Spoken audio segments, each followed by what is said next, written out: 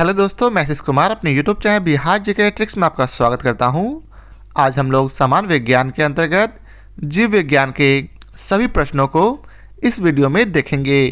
तो यदि आप लोगों ने अब तक हमारा channel Bihar GK tricks subscribe नहीं किया है तो इसे सब्सक्राइब कर लें, साथ ही बेल आइकन को जरूर दबाएं। तो आइए वीडियो को स्टार्ट करते हैं। तो आज का पहला प्रश्न है, पुस्तक द ओरिजिन ऑफ स्पीसीज किसने लिखी है? तो इसका उत्तर है डी, डार्विन ने। द ओरिजिन ऑफ स्पीसीज पुस्तक डार्विन द्वारा लिखी गई है। चार्ल्स डार्विन इंग्लैंड के जैव विकासविद अर्थात जैव विकास विद्वान थे। इनके द्वारा प्रस्तुत विकासवाद को डार्विनवाद या फिर प्राकृतिक वर्णनवाद कहते हैं। अब अगला प्रश्न है, मानव तंत्र में इंसुलिन किसका चयापचय अर्थात मेटाबॉलिज्म नियंत्रित करता है? तो इसका सही उत्तर है बी अर्थात कार्बोहाइड्रेट का। इंसुलिन अग्नाशय से अंतःस्रावी होता है। यह हार्मोन जो कि एक प्रोटीन है जो ग्लूकोज समस्थापन के नियमन में मुख्य भूमिका निभाता है। इंसुलिन लक्ष्य कोशिकाओं में ग्लूकोज से ग्लाइकोजन बनाने की प्रक्रिया को भी प्रेरित करता है। ग्लूकोज कार्बोहाइड्रेट का एक स्वरूप है। अब अगला प्रश्न है, निम्नलिखित में से एंटीबायोटिक है कौन सा? तो इसका सही उत्तर है ई। उपर्युक्त विकल्पों में पेनिसिलिन तथा सल्फाडायाजीन एंटीबायोटिक है। एंटीबायोटिक का उपयोग बैक्टीरिया जनित रोगों के उपचार के लिए किया जाता है। अतः अभिष्ट उत्तर ई अर्थात उपर्युक्त में से एक से अधिक सही है। अब अगला प्रश्न है, निम्नलिखित में से कौन सा मुख्यतः कार्बोहाइड्रेट है? तो इसका उत्तर है चावल। उपर्युक्त विकल्पों में चावल कार्बोहाइड्रेट का मुख्य स्रोत है।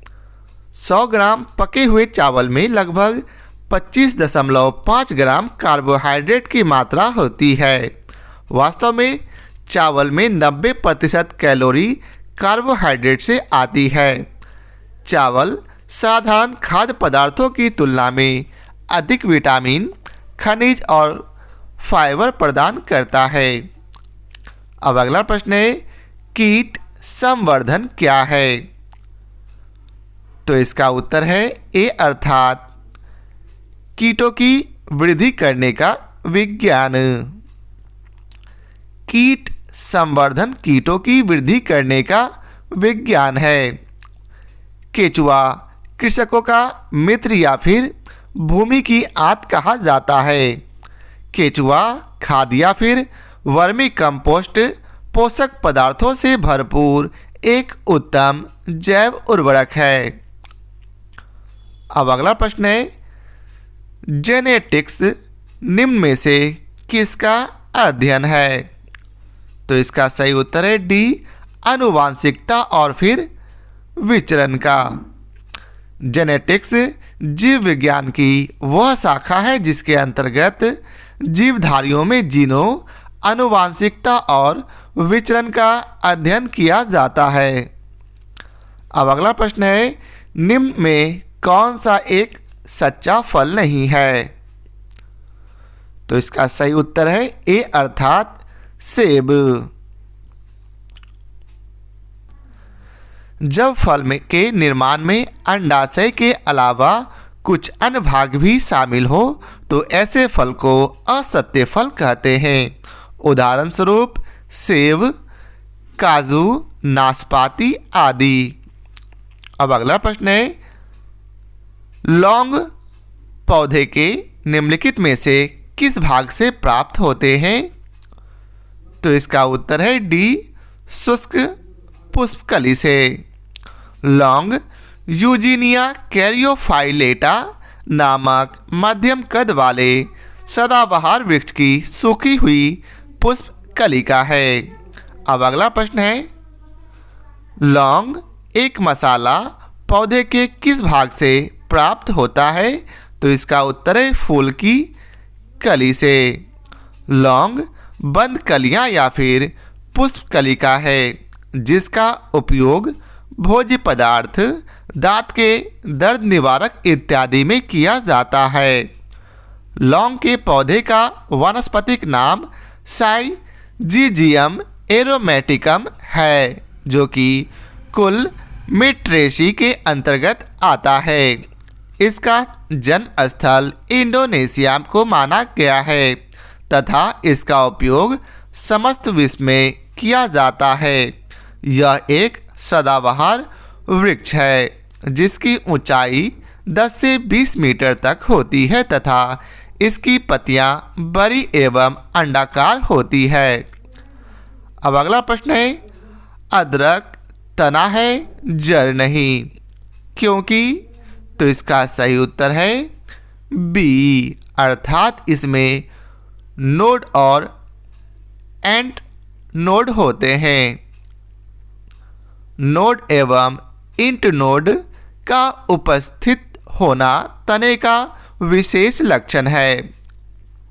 चूँकि अदरक में ये संरचनाएं पाई जाती है अतः यह कहा जा सकता है कि अदरक तना है जड़ नहीं। अब अगला प्रश्न है, पादप कली है तो इसका उत्तर है ए, एक भ्रूण टहनी। वनस्पति विज्ञान में किसी अविकसित परोह को कली या कलिका कहते हैं। यह किसी पत्ती के कक्ष पर या तने के अंतिम छोर पर उत्पन्न होती है।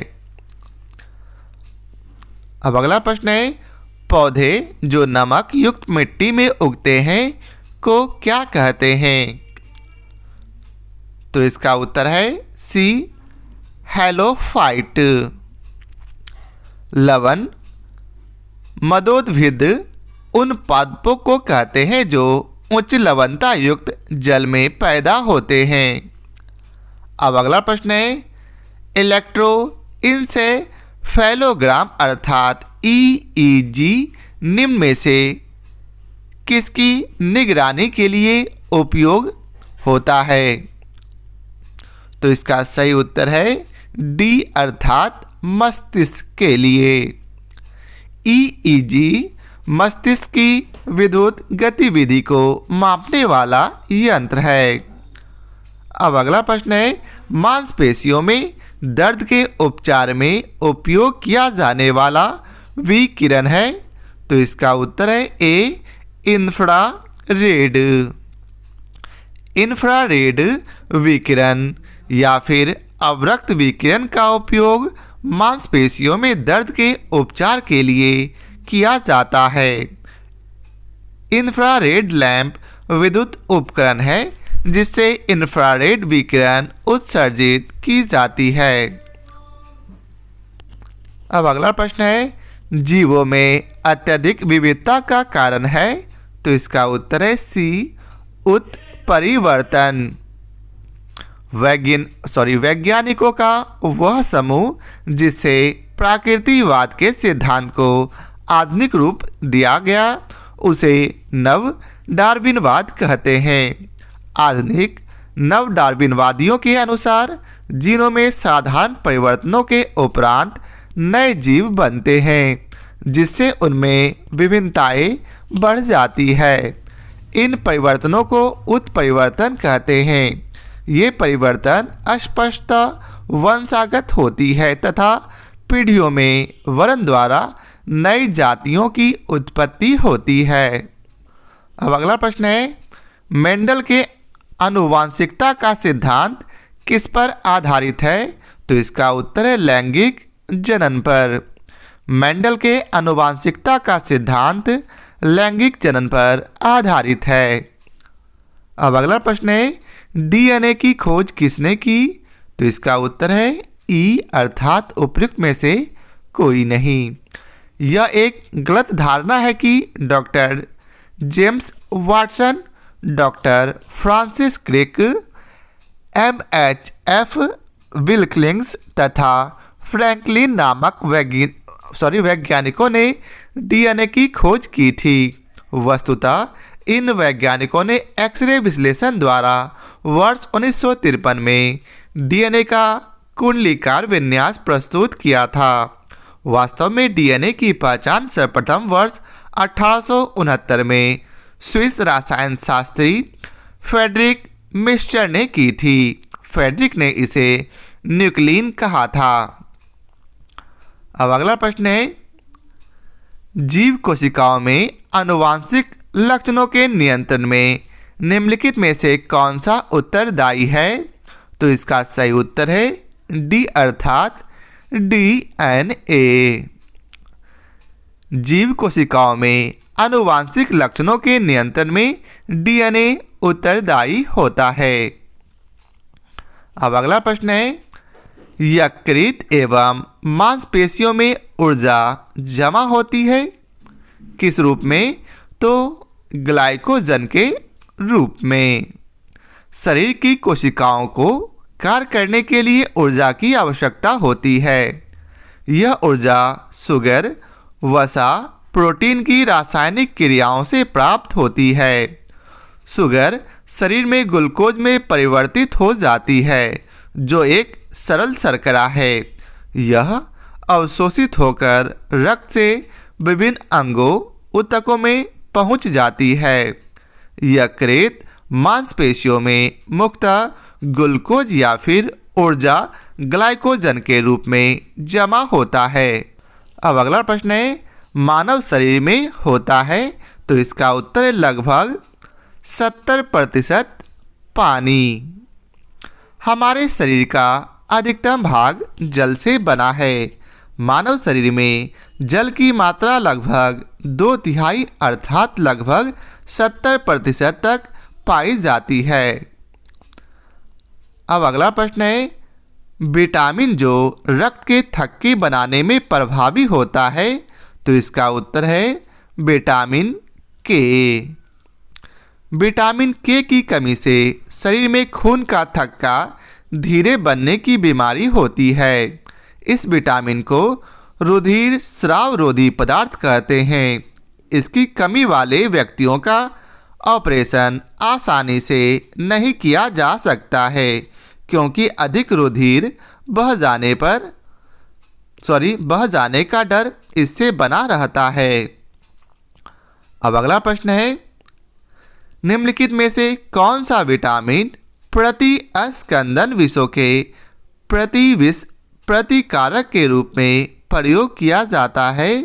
तो इसका उत्तर है डी विटामिन के। प्रतिस्कंदन विषों के प्रतिविष प्रतिकारक के रूप में विटामिन के का प्रयोग किया जाता है। इस विटामिन को रुधिर स्राव रोधी पदार्थ कहते हैं। इसकी कमी वाले व्यक्तियों का ऑपरेशन आसानी से नहीं किया जा सकता है क्योंकि अधिक रुधिर बह जाने का डर बना रहता है। अब अगला प्रश्न है, निम्नलिखित में से किस विटामिन को अर्गो कैल्सीफेरॉल कहते हैं? तो इसका उत्तर है विटामिन D2 को। विटामिन D2 को अर्गो कैल्सीफेरॉल कहते हैं जबकि विटामिन D3 कोलिकैल्सीफेरॉल कहलाता है।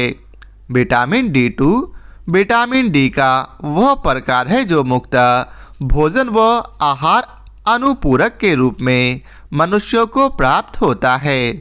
मुख्य रूप से भोजन में यह मक्खन, मशरूम, दूध, पनीर, मांस, अंडों की जर्दी, मछली का तेल आदि में मिलता है। इसकी कमी से बच्चों में सूखा रोग या रिकेट्स हो जाता है। अब अगला प्रश्न है, मानव शरीर में विटामिन ए भंडारित होता है? तो इसका उत्तर है यकृत में। मानव शरीर में यकृत में विटामिन ए की काफ़ी मात्रा संचित रहती है। विटामिन ए का रासायनिक नाम रेटिनॉल है, जिसकी कमी से शरीर में रतौंधी हो जाती है। इस विटामिन को संक्रमण रोधी विटामिन भी कहते हैं, जिसका प्रमुख स्रोत दूध, मक्खन, अंडा, मछली का तेल, गाजर इत्यादि है। अब अगला प्रश्न है, निम्नलिखित में से कौन सा युग्म सही सुमेलित नहीं है? तो इसका उत्तर है बी, टोकोफेरोल बेरी का कारक नहीं है। रेटिनॉल अर्थात विटामिन ए की कमी से जीरोथैल्मिया रोग होता है। साइनोकोबालैमिन अर्थात विटामिन B12 की कमी से रक्त अल्पता तथा विटामिन डी की कमी से बच्चों में रिकेट्स नामक रोग हो जाता है। बेरी विटामिन B1 अर्थात थायमिन की कमी से होता है, न कि टोकोफेरोल अर्थात विटामिन ई की कमी से। अब अगला प्रश्न है, निम्नलिखित में से किस युग्म में सही सुमेल नहीं है? तो इसका सही उत्तर है ई। अब आइए चलते इसके विस्तार को पढ़ते हैं। सूर्य का प्रकाश एवं कॉड यकृत तेल विटामिन डी के समृद्ध स्रोत हैं। गेहूं, अंकुर तेल विटामिन ई का प्रमुख स्रोत है, जबकि अल्फाल्फा से विटामिन के प्रचुर मात्रा में मिलता है। यद्यपि संतरा विटामिन सी का प्रमुख स्रोत है, तथापि इसमें विटामिन B1 भी बहुत कम मात्रा में प्राप्त होता है, अतः विकल्प ई अभिष्ट उत्तर होगा। अब अगला प्रश्न है, जिस विटामिन में कोबाल्ट होता है वह है? तो इसका उत्तर है विटामिन B12। कोबाल्ट एक खनिज लवण है जो कि विटामिन B12 का महत्वपूर्ण घटक है। विटामिन B12 वृद्धि के लिए आवश्यक होता है तथा इसकी कमी से तंत्रिका तंत्र की कार्य की भी गड़बड़ हो जाती है। विटामिन B12 के महत्वपूर्ण स्रोत मांस, मछली, यकृत, दूध, पनीर इत्यादि है। आंत के जीवाणु भी इसका संश्लेषण करते हैं।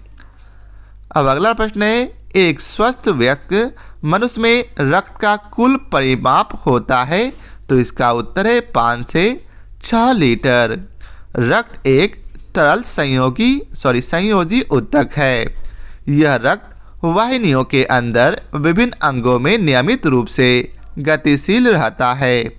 मनुष्य के शरीर में रक्त की मात्रा शरीर के भाग का लगभग 7 से 8% होती है। अतः एक 70 किलोग्राम भार वाले स्वस्थ वयस्क मनुष्य के शरीर में लगभग 5 से 6 लीटर रक्त होता है, जो उसके संपूर्ण शरीर के भार का लगभग 1/13 भाग होता है। अब अगला प्रश्न है, इनमें से रक्त दाब का मापक यंत्र कौन सा है? तो इसका उत्तर है सी, एस्फिग्मोमैनोमीटर। मनुष्य का औसत रक्तचाप 120/80 होता है। धमनियों में रक्त दाब की 2 अवस्थाएं होती है। पहले को प्रकुंचन दाब तथा दूसरे को प्रसारण दाब कहते हैं। सामान्य तौर पर प्रकुंचन दाब 120 मिलीमीटर Hg तथा प्रसारण दाब 80 मिलीलीटर Hg होता है। रक्तचाप को डॉक्टर एस्फिग्मोमैनोमीटर यंत्र द्वारा मापता है। अब अगला प्रश्न है, वृक्क से प्रति मिनट औसत रक्त प्रवाह होता है कितना? तो 1200 सीसी। वृक्क मानव शरीर का एक महत्वपूर्ण अंग है। इसका मुख्य कार्य रक्त की वृद्धि के साथ शरीर से विषाक्त पदार्थों को मूत्र के माध्यम से बाहर निकालता है। मानव वृक्क प्रतिदिन लगभग 1500 लीटर रक्त की शुद्धि करता है तथा लगभग 1.5 लीटर मूत्र में तब्दील करता है। वृक्क से प्रति मिनट 1200 सीसी रक्त प्रवाहित होता है। अब अगला प्रश्न है, इंसुलिन है तो प्रोटीन। इंसुलिन पैनक्रियाज अर्थात अग्नाशय के आंत्र स्रावी भाग लैंगरहैंस की द्वीपिकाओं की बीटा कोशिकाओं से स्रावित होने वाला एक जंतु हार्मोन है। रासायनिक संरचना की दृष्टि से यह एक सूक्ष्म पेप्टाइड अर्थात प्रोटीन है जिसकी रचना 51 अमीनो अम्ल से होती है। यह शरीर में ग्लूकोज के उपापचय को नियंत्रित करता है। अब अगला प्रश्न है, निम्नलिखित में से कौन सा हार्मोन है? तो इसका उत्तर है इंसुलिन एक हार्मोन है। अब अगला प्रश्न है, महिला सेक्स हार्मोन है कौन सा? तो एस्ट्रोजन। एस्ट्रोजन एक हार्मोन है जिसका उत्पादन स्त्रियों में अंडाशय की ग्राभियन पुटिकाओं की थीका इंटरना की कोशिकाओं द्वारा यौवनारंभ से लेकर रजोनिवृत्ति की आयु अर्थात लगभग 45 से 52 वर्ष तक होता है। प्रमुख एस्ट्रोजन एस्ट्रेडियोल होता है जिसे नारी विकास हार्मोन कहते हैं क्योंकि यह मादा के द्वितीयक लैंगिक लक्षणों के विकास में सहायक होता है।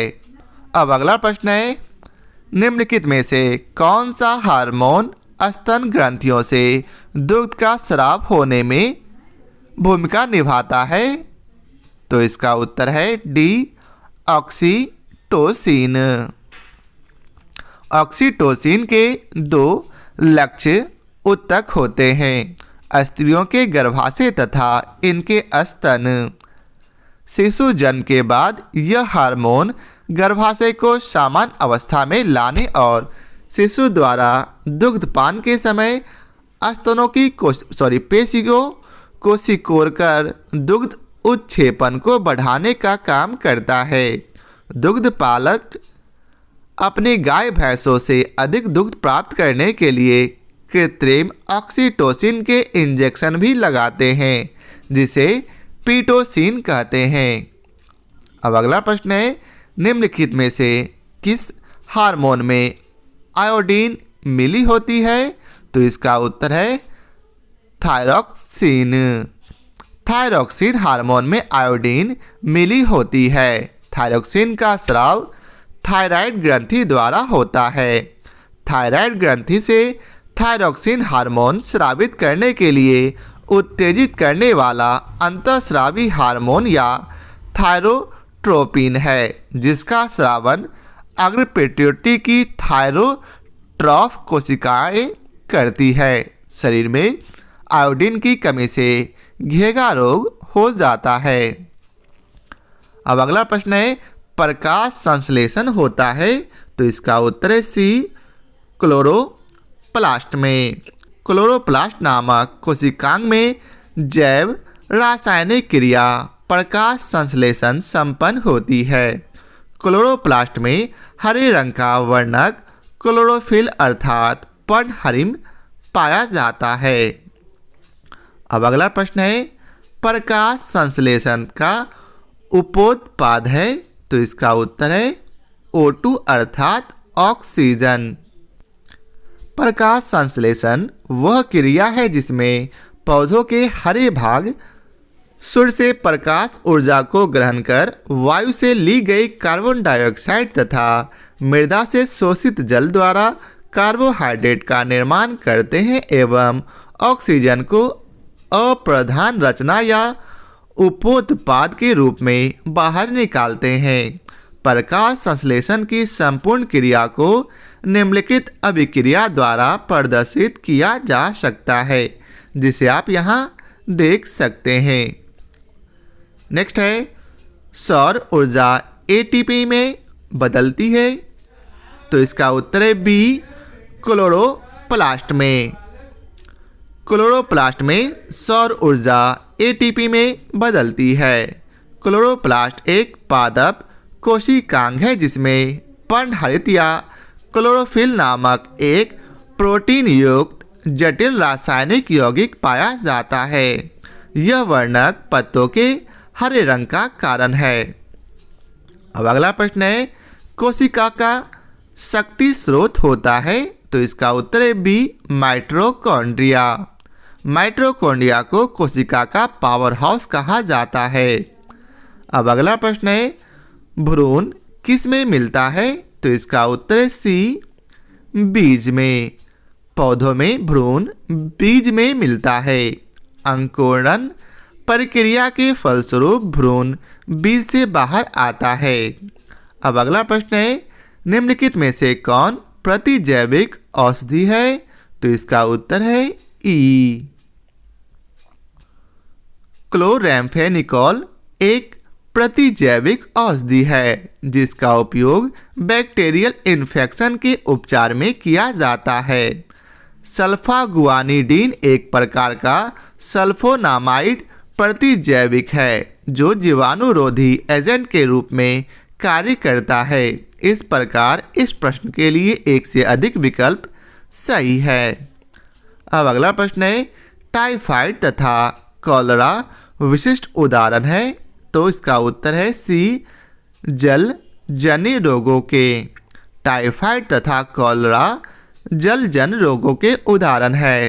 टाइफाइड रोग का कारण साल्मोनेला टाइफी तथा कॉलरा का कारण विब्रियो कॉलेरी नामक जीवाणु होता है। पीने के जल के उचित उपचार द्वारा इन्हें फैलने से रोका जा सकता है।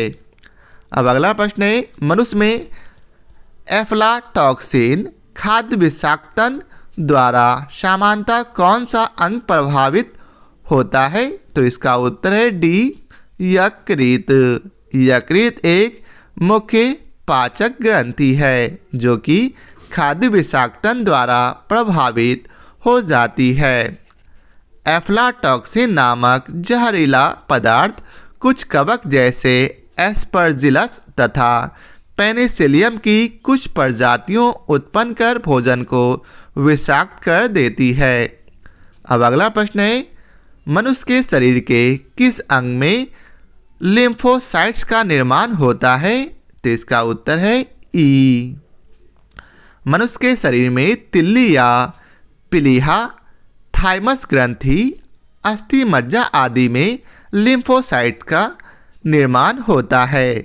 लिम्फोसाइट्स एक प्रकार की श्वेत रक्त कणिकाएं होती है जो गश्ती सेना की भांति समस्त शरीर में घूमती रहती है तथा सुरक्षा तंत्र के सारे भागों के बीच सामंजस्य स्थापित करती है। अब अगला प्रश्न है, ऑन्कोजीन संबंधित है? तो इसका उत्तर है कर्क रोग से। ऑन्कोजीन एक असामान्य जीन है जो कि कैंसर अर्थात कर्क रोग के लिए उत्तरदायी होती है। सर्वप्रथम इसकी पहचान SRC के रूप में की गई थी। वर्ष 1970 में खोजा गया यह घटक मुर्गियों में कैंसर वायरस का घटक था जिसे रॉस सरकोमा वायरस का नाम दिया गया था। अब अगला प्रश्न है, रक्त कैंसर अर्थात ल्यूकेमिया की रोकथाम में प्रयोग किया जाने वाला रेडियो समस्थानिक है कौन सा?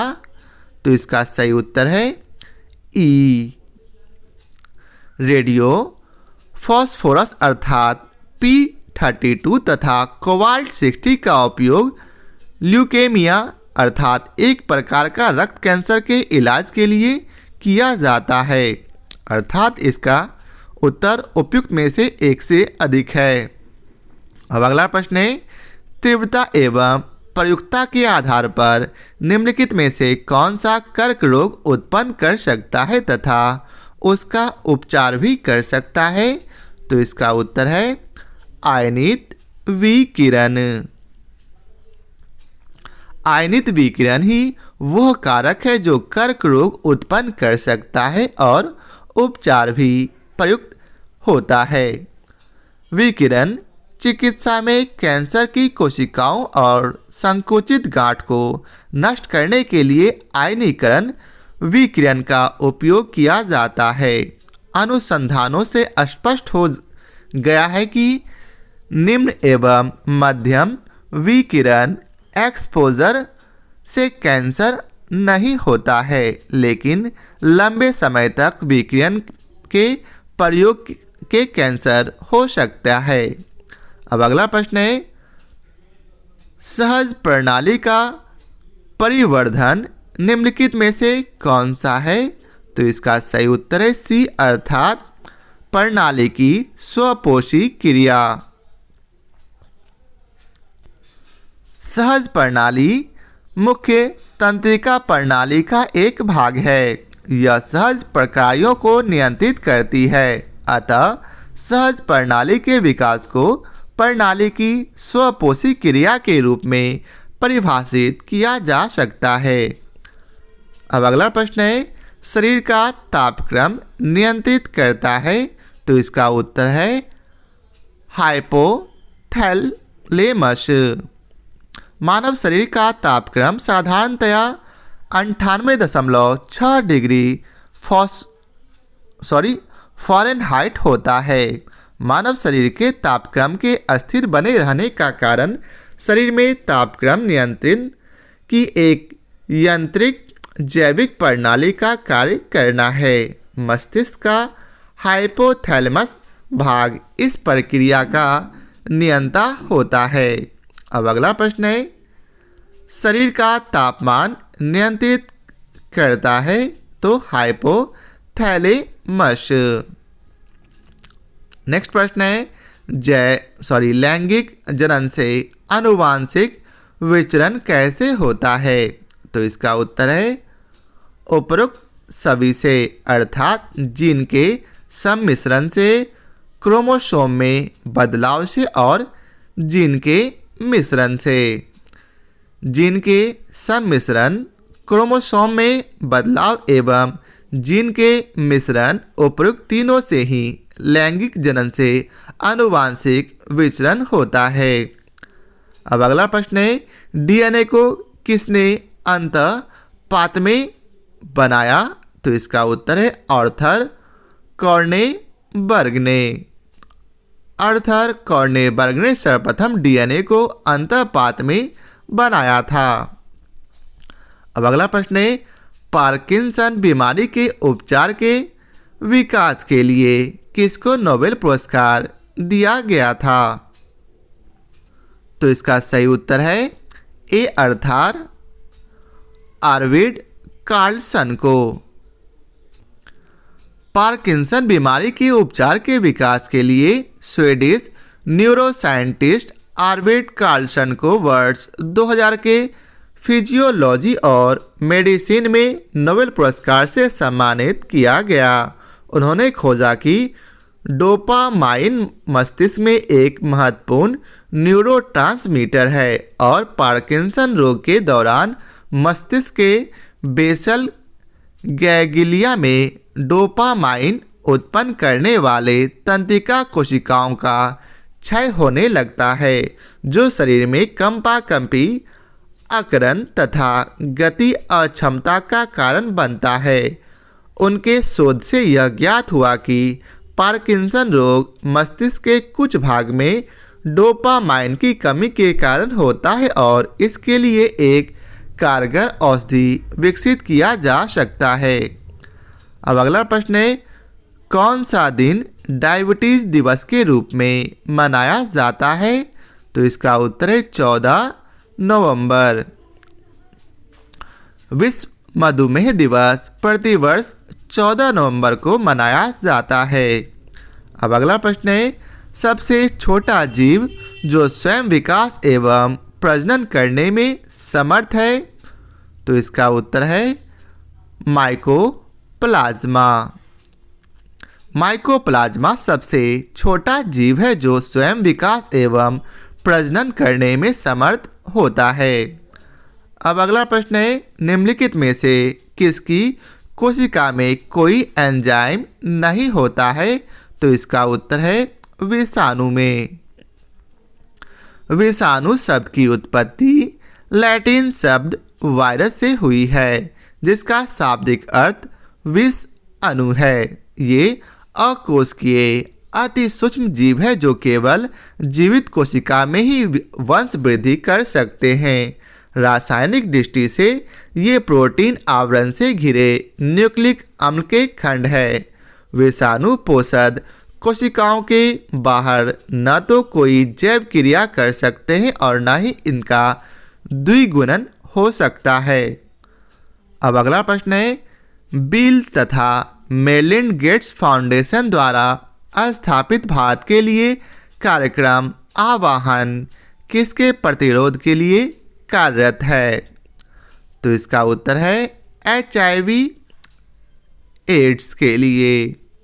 भारत में HIV एड्स की रोकथाम हेतु बिल एवं मेलिंडा गेट्स फाउंडेशन द्वारा प्रायोजित पहल आह्वान की शुरुआत वर्ष 2003 में हुई थी। अब अगला प्रश्न है, सर्वप्रथम मानव हृदय प्रत्यारोपण हुआ था कहाँ? तो दक्षिण अफ्रीका में। डॉक्टर क्रिश्चियन बर्नार्ड दक्षिण अफ्रीका के एक प्रसिद्ध सर्जन थे जिन्होंने सर्वप्रथम मानव हृदय का पहला सफलतापूर्वक प्रतिस्थापन किया था। अगला प्रश्न है, जीवाणु की खोज किसने की? तो इसका उत्तर है ल्यूवेन हुक ने।